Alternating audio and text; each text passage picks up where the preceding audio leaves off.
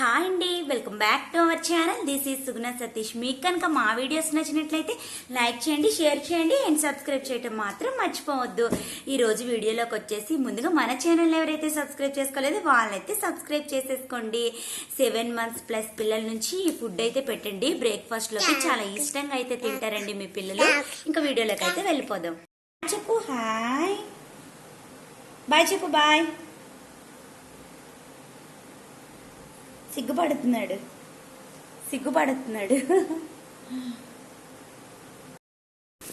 Stove on చేసుకుని గిన్నె అయితే పెట్టుకొని 1/2 కప్పు గోధుమ రవ్వ అయితే నేను వేసుకుంటున్నాను. పెద్ద గోధుమ రవ్వ అయితే నేను తీసుకున్నానండి. ఇక్కడ బాగా కలర్ వచ్చేంత వరకు అయితే వేపుకోవాలి.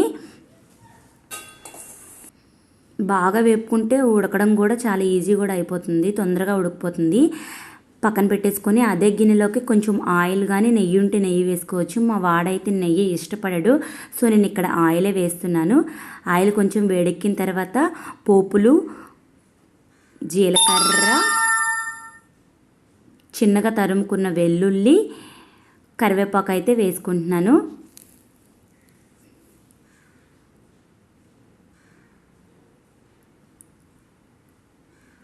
వేగిన తర్వాత ఒక క్యారెట్ని అయితే తురుముకున్నాను. నేను క్యారెట్ని వేస్తున్నాను.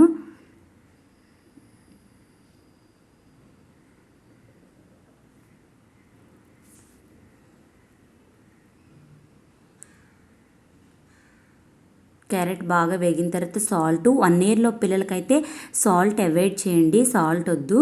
ఇక్కడ టేస్ట్ కోసం అయితే నేను ఒక టమోటానైతే 1/2 టమోటానైతే వేసుకుంటున్నాను. టేస్ట్ అయితే టమాటా వేస్తే చాలా బాగుంటుందండి, పిల్లలు ఇష్టంగా తింటారు. ఆ టమాటా బాగా మగ్గిపోవాలి, మెత్తగా అయిపోవాలి. ముక్కల్లా కనిపిస్తే పిల్లలు అయితే తినలేరు కాబట్టి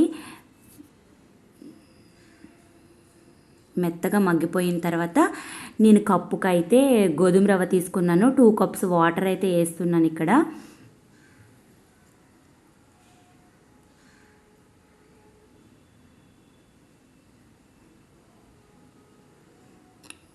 ఇంకా బాగా కెళ్ళినాక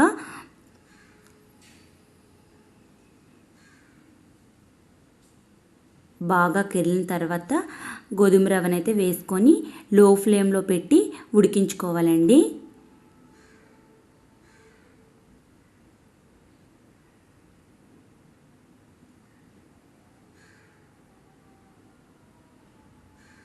ఇంకా మూత పెట్టుకొని ఉడికించుకోవాలి. ఇలా దగ్గరగా అయితే అయిపోతుంది. ఫుడ్ అయితే రెడీ అండి. మీ పిల్లలకి పెట్టండి, చాలా ఇష్టంగా అయితే తింటారండి. బ్రేక్ఫాస్ట్కి పెట్టండి, చాలా అంటే చాలా ఇష్టంగా తింటారు. మరిన్ని మంచి వీడియోస్తో మీ ముందుకైతే వస్తాను. ఈ వీడియోకి అయితే లైక్ చేయండి. బాయ్.